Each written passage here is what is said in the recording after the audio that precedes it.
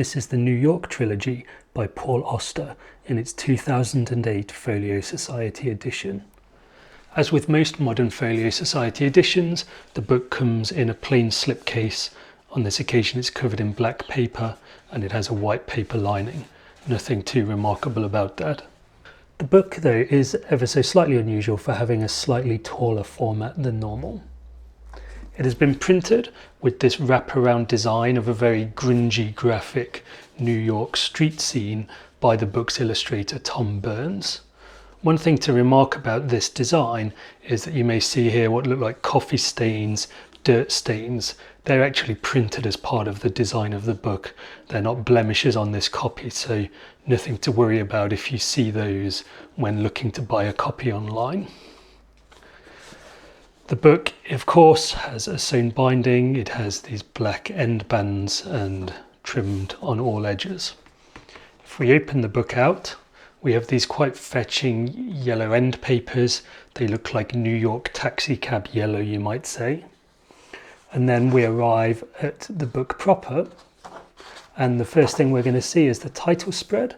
Here on the recto leaf, we have the title, and we see that this book was illustrated, as I said, by Tom Burns, and we see the first example of his work here on the verso page, again with this grungy New York street scene.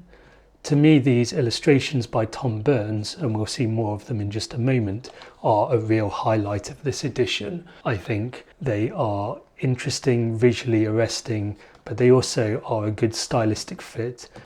Turning on one page more, as usual, we get the copyright and production details. We see that this book is set in Fournier and it has Helvetica display. That's this ubiquitous sans serif face that we see here, for example, in the table of contents. It's a very modernist face that, again, I think is a good fit for this postmodern work of fiction. As usual for a modern folio standard edition, the paper is Abbey wove, so that's a nice refined modern paper that, while nothing particularly exciting, is a clear upgrade over anything you'll find in a typical trade edition. And here we have the list of illustrations. There are 13 in total, including the frontispiece, and by Folio Society standards that's a very generous compliment indeed.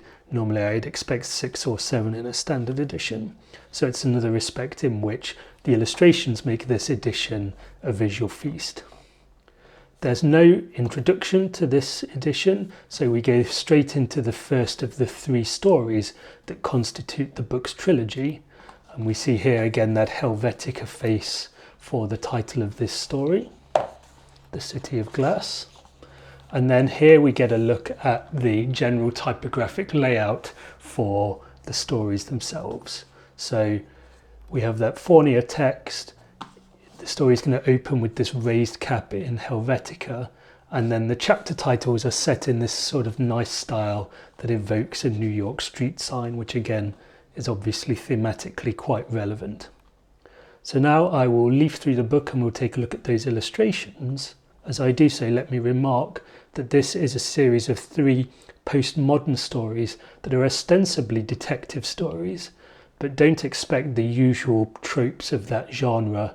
No big reveal at the end. Instead, these are mostly stories that examine the psyche of their protagonists under the oppressive context of a 1980s New York.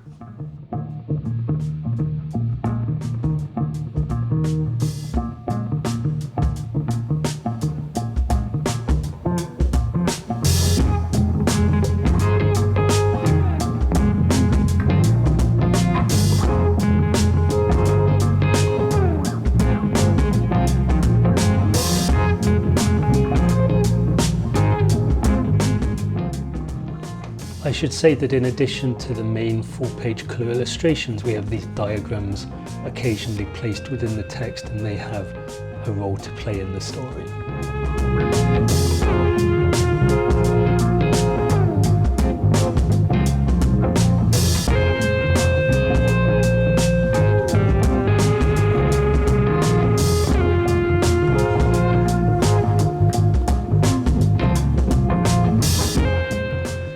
So that is the New York Trilogy by Paul Auster, published by the Folio Society in 2008.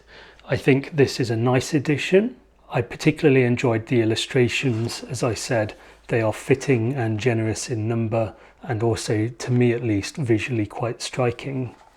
Perhaps the one thing I enjoyed less about the book is that although this tall format makes for a nice novelty, it means we have relatively long pages of text, and it made for a slightly less relaxed reading experience than some other editions that I've reviewed on this channel.